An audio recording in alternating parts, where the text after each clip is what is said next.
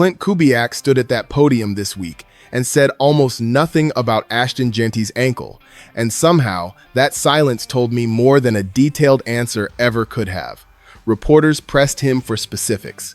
He gave them exactly one phrase, that Genty is on the mend, and left it right there.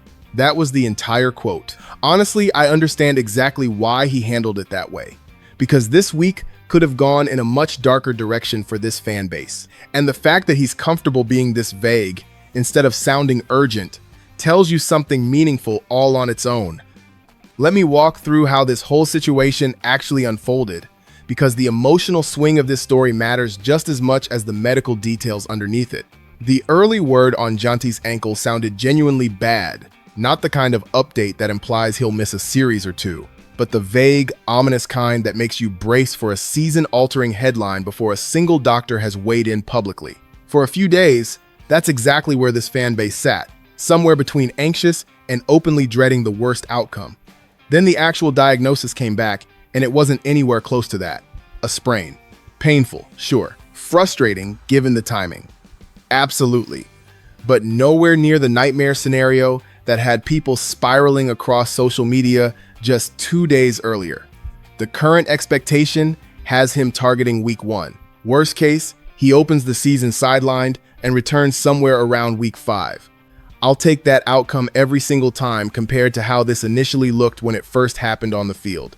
There's something worth sitting with here beyond simple relief.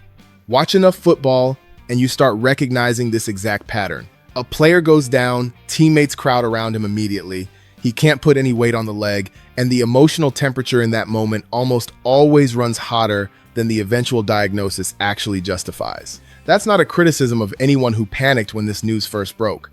It's simply a reminder that the gap between how something looks in the moment and how it ultimately turns out can be enormous. This situation was about as clean an example of that exact gap as you'll see all preseason.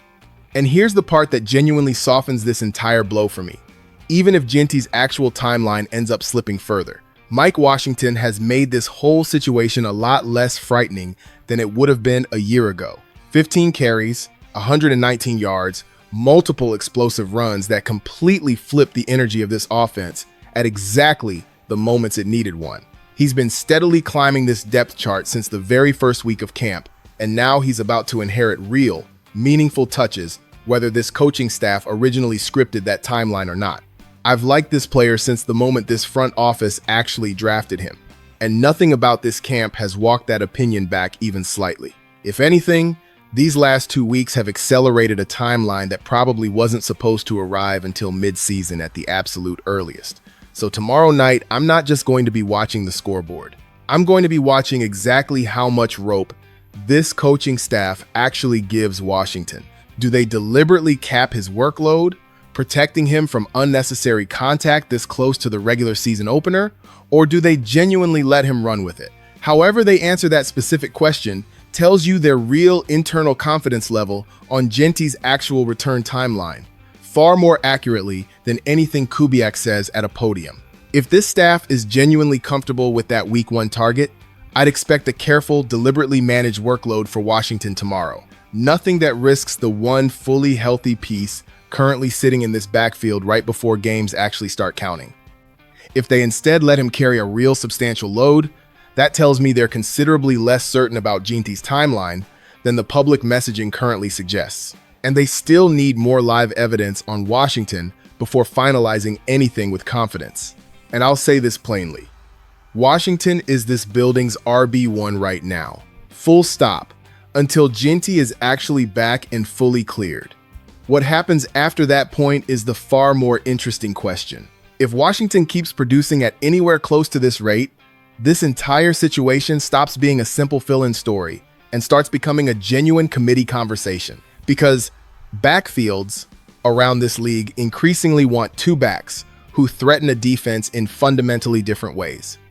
And that's exactly what these 2 players could become together once real games start counting. Genty brings the overall complete skill set this entire staff originally built the offense around.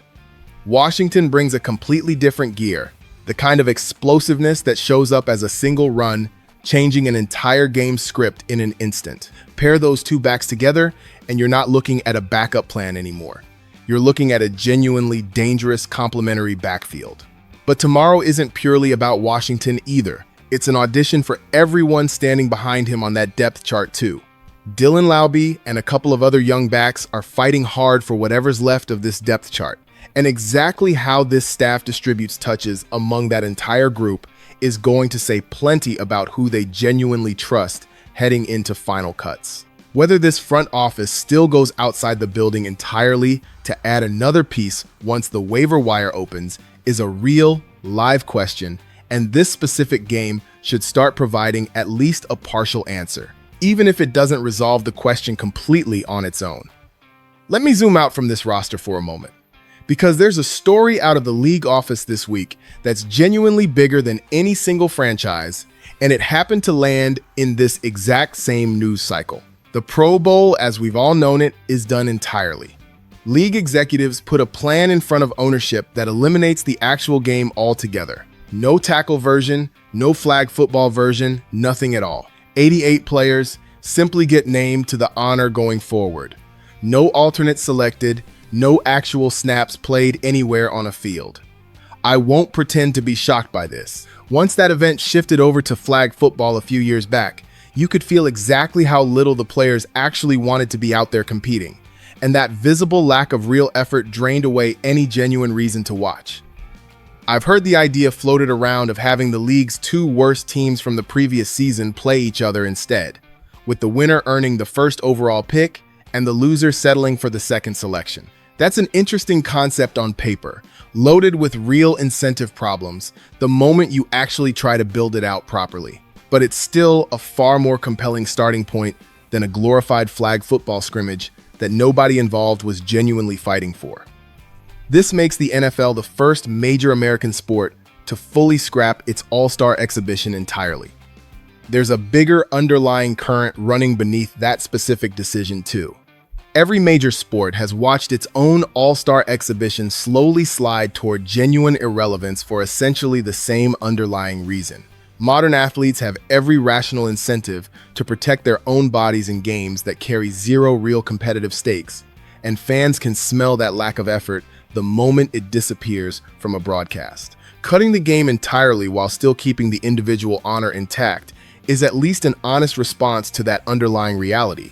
Instead of continuing to force players onto a field they clearly no longer want to be standing on.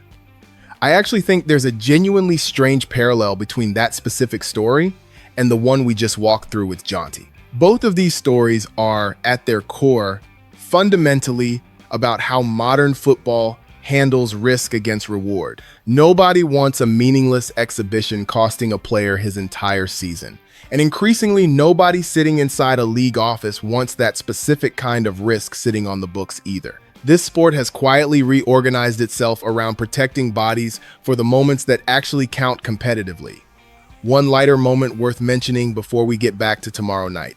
General Manager John Spytek took on the ALS Ice Bucket Challenge this week and passed it along to several others, all in support of a genuinely good cause. Now, tomorrow night, Allegiant Stadium hosts the Raiders and the 49ers, the desert version of a rivalry that used to live entirely in the Bay Area. Call it whatever you want to call it. It still carries real juice for both fan bases, even with most of the recognizable starters staying planted on the sideline. Win this one, and I promise you every single Raiders fan within earshot of a 49ers fan is bringing it up for the next full year. Lose it, and I'll be the very first person reminding everyone that it's preseason and none of it technically counts, which, depending on how many backups end up carrying the actual load out there, is probably the more likely outcome regardless. But the real reason to actually care about this specific game has nothing to do with the final score at all. Waiver season is about to hit this entire league hard. Plenty of genuinely surprising names are going to get cut loose across all 32 rosters over these next several days. And the Raiders currently hold real priority position on those waiver claims.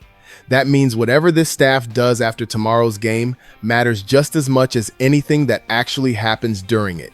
Let's start with the quarterback room, because there's a real storyline buried inside it. Fernando Mendoza is confirmed to play tomorrow. That part's already settled. How much of the actual game he gets remains an open question heading into kickoff. One drive, a full half, somewhere comfortably in between, nobody's said definitively yet. But here's what makes his specific workload tomorrow matter more than a typical late preseason snap count usually would.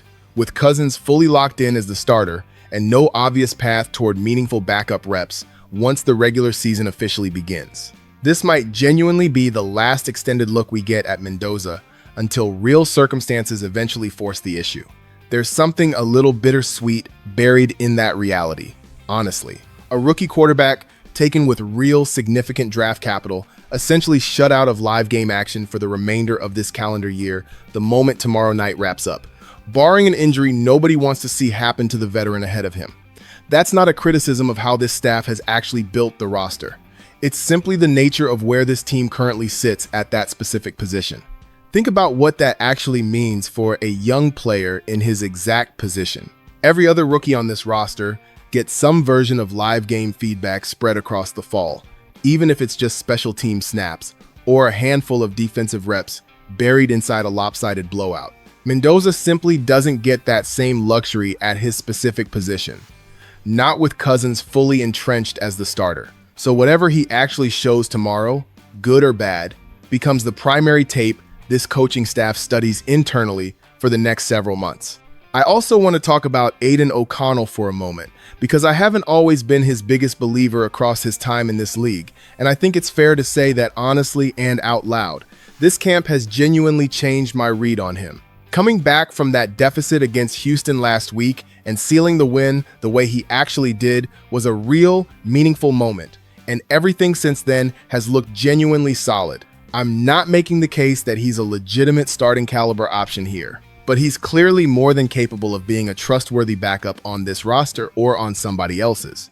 And if that somebody stays the Raiders specifically, I'm completely fine with that outcome. His real problem is simply where he currently sits on this depth chart, stuck between Cousins as the established present and Mendoza as the obvious long-term future. If it were entirely up to me, I'd carry 3 quarterbacks into the regular season and let him keep developing here. The only thing that genuinely changes my mind on that is a real trade offer, actual draft compensation, actually on the table. Short of that, keep him around, because roster spots like his rarely get remembered when everything's going smoothly, and matter enormously the second something goes wrong for the guy standing ahead of him. Since we're already on this topic, I want to see real reps for Jacob Clark tomorrow specifically. He hasn't played a single snap through 2 entire preseason games. Hasn't gotten a single rep in a team period all camp long. At a certain point, that stops looking like genuine development and starts looking like a guy simply collecting a paycheck with no real opportunity actually attached to it. This is exactly the kind of game where a coaching staff should finally let him play, and I'm genuinely hoping he goes out there and does something memorable with the opportunity. Even one clean touchdown drive would be a genuinely nice moment for a guy who's mostly been invisible up to this point. There's a real battle in the trenches worth tracking too. Jackson Powers-Johnson and Caleb Rogers have been trading reps at right guard for weeks now, and this staff genuinely needs that specific position settled before real football actually starts. My guess is Powers-Johnson ultimately wins that job outright, but I'd still expect both of them to see real, meaningful snaps tomorrow as the staff finishes gathering evidence before making anything official. Last storyline, and it might genuinely be the most consequential one for the bottom of this roster. The receiver room has a real audition happening tomorrow night. Jack Betch, Malik Benson, Devin Neal, and Jalen Naylor all need to be squarely on your radar for this one. We already got a solid look at Naylor last week. I want considerably more from Betch after a fairly quiet stretch so far, especially with Benson coming off a genuinely rough outing against Houston that he needs to properly answer for tomorrow. Neal is the name I keep coming back to repeatedly, because he's flashed real juice specifically in the return game, which hands him a separate, distinct path onto this roster, even if the receiver competition itself stays crowded and genuinely unforgiving.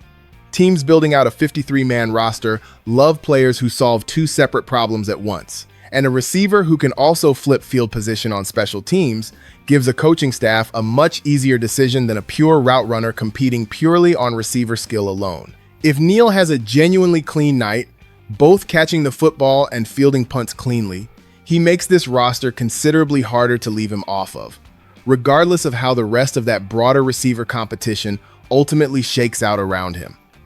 Keep an eye on the defensive side of the ball too. There's a recently signed veteran addition who's already turned real heads across a short window of practice, and he's part of this exact same evaluation window whether he gets much outside attention or not. These are precisely the kinds of names that get buried under a much bigger storyline like Johnny's ankle. And then 3 weeks later, everyone's suddenly asking how a guy like that actually made the final roster. Tomorrow night is his genuine chance to make that specific question easy to answer. Put it all together, and this preseason finale looks fairly meaningless on paper and genuinely isn't underneath the surface at all. A rookie quarterback getting what might be his last real look of the entire calendar year. A backfield situation that just resolved in about the best possible way it could have, opening the door for a genuine breakout backup to keep building his case. An offensive line battle that has to get fully settled before week 1 arrives. A receiver room where several actual careers could realistically hinge on these next few days. None of that will ever show up in a final score, and none of it will matter to anyone outside this specific fan base by the time real football finally kicks off for good. But for the guys actually stepping onto that field tomorrow night, this is about as close to a genuine job interview as football ever gets, and I'll be watching every single snap with exactly that in mind.